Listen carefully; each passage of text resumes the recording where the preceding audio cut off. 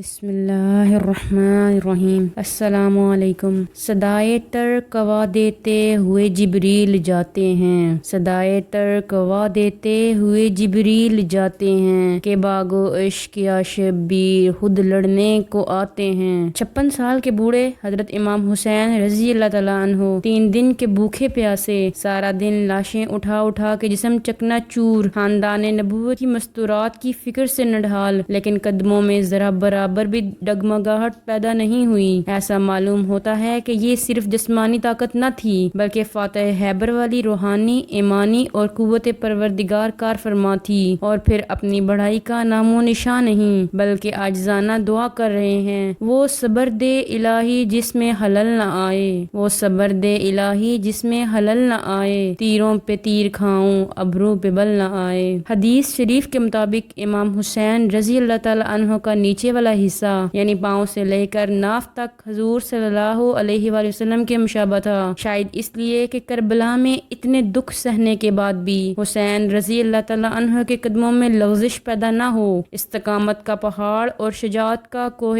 گراں بن کر ڈٹا رہے۔ یہی وجہ ہے کہ جنوں کی بھی چیخیں نکل گئیں۔ امام عالی مقام نے میدان کربلا جانے سے پہلے اپنی ہمشیرہ حضرت زینب رضی اللہ تعالیٰ عنہا سے پوچھا، آج کون سا دن ہے؟ انہوں نے عرض کیا، جمعۃ المبارک کا دن ہے۔ جمعہ کا نام سننے کی دیر تھی کہ آپ کی آنکھوں سے آنسو تیز بارش کی طرح جاری ہو گئے۔ عرض کیا، کوہ وقار بھی ہو، جیل استقامت بھی، پہلے اتنے دکھ دیکھ کر اس قدر نہیں روئے، اب کیا بات ہوئی کہ جمعہ کا نام سنتے ہی چھم چھم آنسو بہنے لگے ہیں؟ فرمایا، اس لیے کہ یہود کو ہفتہ ملا، عیسائیوں کو اتوار ملا، وہ دونوں تو اپنی اپنی عبادت آزادی سے کر رہے ہیں، مگر جن کے گھر سورۃ الجمعہ نازل ہوئی وہ آج زندگی میں پہلی بار جمعہ ادا نہیں کر رہے۔ عرض کیا، ہم سب اکٹھے ہو جاتے ہیں، پہلے مسجد نبوی میں خطبہ دیتے تھے تو آج خیمے میں دے لو۔ چنانچہ آپ نے خیمے والوں کو واعظ و نصیحت فرمائی اور فرمایا کہ میرا امتحان تو مکمل ہونے والا ہے اور میری شہادت کے بعد تمہارا امتحان شروع ہونے والا ہے۔ میرے شہید ہونے کے بعد ہو سکتا ہے تمہیں مزید ستایا جائے، مگر یاد رکھنا بے صبری کا کوئی کلمہ زبان پہ نہ آئے، ورنہ ہماری شہادتوں کا مقصد فوت ہو جائے گا اگر ہمارے گھر سے ہی شریعت کی خلاف ورزی ہوگی۔ فرمایا، شریعت کی حفاظت کون کرے گا؟ فرمایا، عورت اذان نہیں پڑھ سکتی، جماعت نہیں کرا سکتی، خطبہ نہیں دے سکتی، بتاؤ تو کیوں؟ عرض کیا، آپ خود ہی فرما دیں۔ فرمایا، اس لیے کہ کسی غیر مرد کے کان میں عورت کی آواز، چاہے وہ قرآن کی تلاوت کی آواز ہو یا اذان کی، پہنچنا منع ہے۔ تو پھر بتاؤ بلا ہائے وائے یا بین کرنا کیسے جائز ہو سکتا ہے؟ اگر تم نے بے صبری کرنی ہے تو اب بتا دو تاکہ میں میدان میں نہ جاؤں۔ یزید کی بیعت اب بھی حرام ہے، تب بھی حرام تھی، لیکن اگر میری شہادت پہ تم نے کوئی خلاف شرع کام کیا تو میری قربانی کا مقصد ختم ہو جائے گا اور یزیدیوں کو کہنے کا موقع مل جائے گا کہ ہم نے اگر ناجائز کیا ہے تو ان کے اپنے گھر والے بھی تو ان کی شہادت پہ ناجائز کرتے رہے ہیں۔ فرمایا، میں تمہیں اپنے نانا جان کی ایک حدیث سنانا چاہتا ہوں، جو غریباں پھاڑے ماتم کرے، بین کرے، اس کا مجھ سے کوئی تعلق نہیں، جب اس کا نانے سے تعلق نہیں ہوگا تو نواسے سے کیا تعلق ہوگا؟ حضرت سیدہ زینب رضی اللہ تعالیٰ عنہا نے عرض کیا، اے حسین، جس ماں کا تو نے دودھ پیا ہے اس کا میں نے بھی پیا ہے، اگر تو قاسم اور اکبر اور اصغر کی لاش پہ صبر کر سکتا ہے تو میں بھی تیری شہادت پہ صبر کروں گی۔ کربلا کے واقعے میں رنگ دونوں نے بھرے، کربلا کے واقعہ میں رنگ دونوں نے بھرے، ابتدا شبیر نے کی، انتہا زینب نے کی۔ فرمایا، میں شہید ہو گیا تو تمہیں بہت یاد آؤں گا،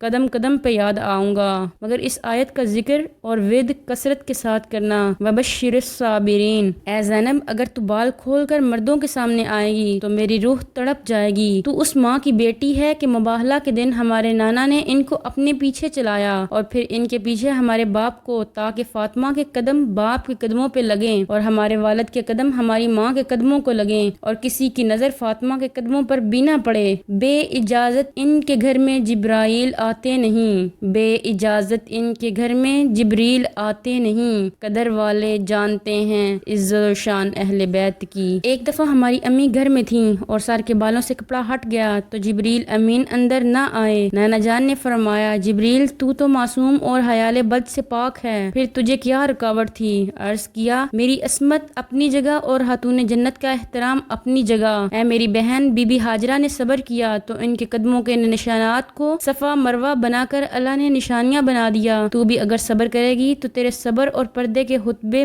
میری شہادت کے ساتھ پڑھے جائیں گے۔ ہم یہاں کوئی نیا طریقہ رائج کرنے نہیں آئے، اصول وہی نانے کی شریعت کے ہیں، انہی کی خاطر سر بھی کٹا رہے ہیں، گھر بھی لٹا رہے ہیں۔ پھر فرمایا، اے زینب، بھائی تو اپنی بہنوں کو بڑے بڑے تحائف سیٹ وغیرہ پیش کرتے ہیں، مگر میں تجھے تیرے بھائیوں، بیٹوں، بتیجوں کی ہڈیاں دے کر جا رہا ہوں۔ لوگ گھر سے باہر جائیں تو اپنا گھر پڑوسیوں اور شریف لوگوں کے سپرد کر جاتے ہیں، مگر میں تمہیں 40,000 دشمنوں میں چھوڑ کر جا رہا ہوں۔ اور یہ باتیں کرتے ہوئے امام کی آنکھوں سے آنسو جاری ہو گئے اور اپنی بہن کے دوپٹے کو بوسہ دیا تو آنسوؤں کے قطرے زینب رضی اللہ تعالی عنہا کے دوپٹے پہ پڑے اور فرمایا، میری طرف سے ان آنسوؤں کا تحفہ قبول کر، اور دوپٹے کو بوسہ اس لیے دیا ہے کہ میرے ان لبوں پر رسول کے لب لگے ہیں، یہ انہی کی برکت ہے کہ شہادت کے بعد ان لبوں سے قرآن کی تلاوت بھی ہوتی رہے گی اور تیرے دوپٹے کی حفاظت بھی ہوتی رہے گی۔ فرمایا، میرا سر نیزے پہ ہوگا، بڑے بڑے صبر آزما مراحل راستے میں آئیں گے، کیونکہ میرا سر کسی مرید کے پاس نہیں جائے گا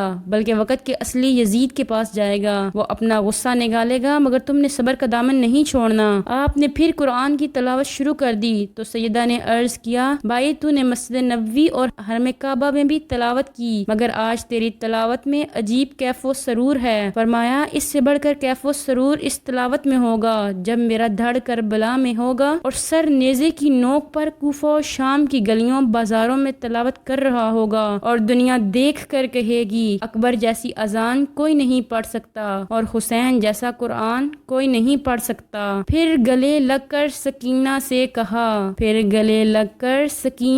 کہا، اے میری مظلوم بیٹی الوداع۔ فرمایا، سکینہ، ایک بار میرے گلے پھر لگ اس بچھڑی ہوئی سورا کے حصے کا جو آج بھی اکبر کا راستہ تک رہی ہے۔ پھر گلے چمٹا کے عابد سے کہا، اے میرے بیمار بیٹے الوداع، الوداع اولا مستر، الوداع، الوداع اے جان حیدر، الوداع۔ امام عالی مقام میدان میں جانے لگے تو خیموں میں ایک قیامت برپا ہو گئی، دلوں پر بجلیاں تڑپ گئیں، جان لبوں تک آ گئی۔ آپ رضی اللہ تعالیٰ عنہ نے پھر سب کو تسلی دی اور فرمایا کہ دلوں پر پتھر دھر لو، بے قصوں کا وکیل اور کارساز تمہارا حامی و ناصر ہو۔ امام حسین رضی اللہ تعالیٰ عنہ میدان کربلا میں تشریف لے گئے۔ یزیدی لشکر کی تعداد 22,000 سے لے کر 40,000 تک بتائی جاتی ہے۔ عناصر شہادتین میں 2 لاکھ کا ذکر بھی ہے۔ آپ رضی اللہ تعالیٰ عنہ نے پورے لشکر کا بغور جائزہ لینے کے لیے ان کی طرف دیکھا، فراست مومنانہ اور نور ولایت سے بھانپ گئے کہ ان نام نہاد مسلمانوں کے دل میں ایمان اور اسلام نام کی کوئی شے نہیں۔ زمین و آسمان تھر تھرا رہے تھے، حوروں کے دل ڈول رہے تھے۔ عمرو بن سعد جو پہلے امید لگائے بیٹھا تھا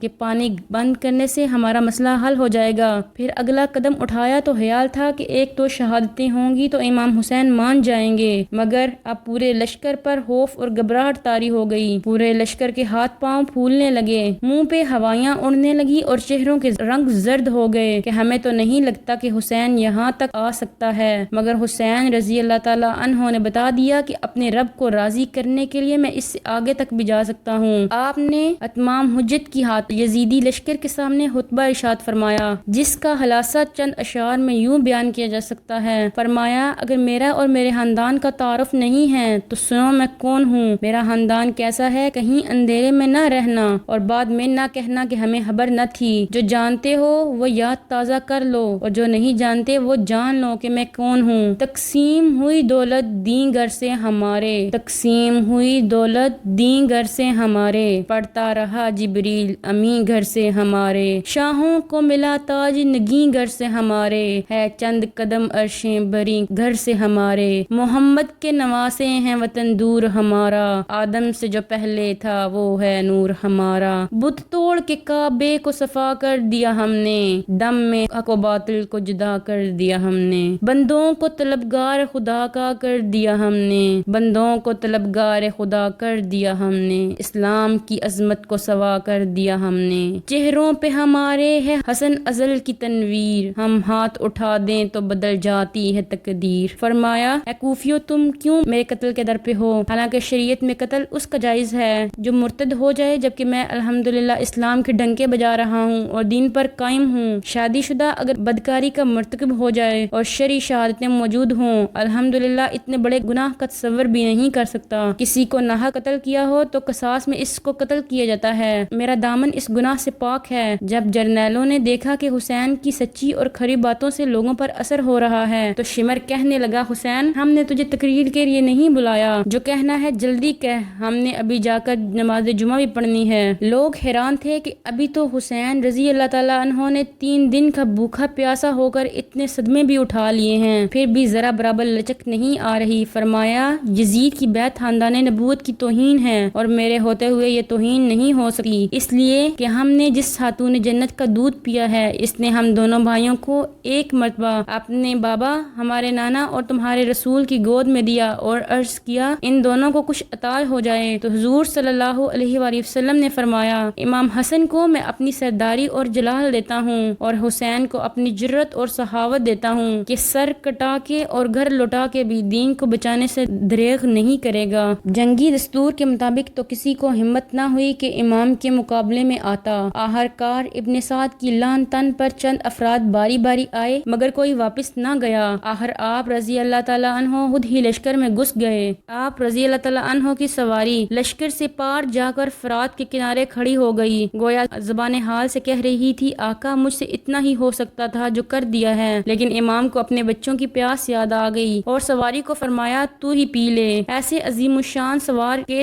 اثر سے سواری بلا کیسے محروم رہ سکتی تھی؟ اس نے کہا مجھ سے ایسی بے وفائی نہیں ہو سکتی کہ آپ بددستور پیاسے رہیں اور میں پانی پی لوں۔ امام نے یزیدیوں کو مخاطب کر کے فرمایا ظالموں اس پانی پر پہرا لگا رکھا ہے جس کو میرا جانور بھی نہیں پی رہا۔ یہ منظر دیکھ کر ابن سعد نے پھر اپنی فوج کو بھونکنا شروع کر دیا اور نمک حراموں حسین کی سواری نہر فرات کے کنارے پہنچ گئی اور تم 40,000 کا لشکر ہو کر دیکھتے ہی رہ گئے، کیا اکیلے بندے کے لیے فوج اور منگوا لوں؟ پھر کیا تھا لشکر چاروں طرف سے ٹوٹ پڑا اور چلتے تھے 4 سمت سے بالے حسین پر، چلتے تھے 4 سمت سے بالے حسین پر، ٹوٹے ہوئے تھے برچھیوں والے حسین پر، یہ دکھ نبی کی گود کے پالے حسین پر، قاتل تھے ہنجروں کو نکالے حسین پر، تیر ستم نکالنے والا کوئی نہ تھا، تیر ستم نکالنے والا کوئی نہ تھا، گرتے تھے اور سنبھالنے والا کوئی نہ تھا۔ آخرکار آپ نے تمام حجت کے طور پر یزیدی لشکر کو اپنے کردار پر نظر ثانی کا موقع دیا تاکہ کل قیامت کو یہ نہ کہہ سکیں کہ ہم سے بھول ہو گئی تھی۔ فرمایا ہے کوئی اللہ کی رضا کے لیے ہمارا ساتھ دینے والا، ہے کوئی خاندان رسول کی حمایت کرنے والا، لیکن کسی کے سینے میں دل ہوتا تو آواز حسین پر لبیک کہتا، یہاں تو سینوں میں دل پتھر ہو چکے تھے۔ آخر زرہ بن شارک نے برچھے کا وار کیا، سنان بن انس نے نیزہ مارا، شمر نے تلوار چلائی۔ ایک روایت کے مطابق 72 تیر، 42 نیزے اور 24 تلواروں کے زخم تھے، جبکہ دوسری روایت کے مطابق 30 تیر، 33 نیزے اور 22 تلواروں کے نشان تھے۔ بوقت ظہر بروز جمعۃ المبارک 10 محرم 61 ہجری کو سجدے کی حالت میں دنیا سے انتقال ہوا نور حسین کا، دنیا سے انتقال ہوا نور حسین کا، ہنگامہ ظہر تھا کہ لٹا گر حسین کا۔